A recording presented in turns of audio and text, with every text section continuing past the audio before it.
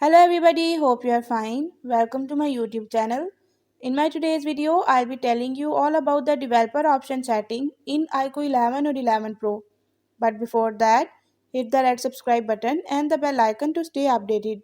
Now watch this complete video and you will learn how you can enable developers option in IQOO 11 or 11 Pro.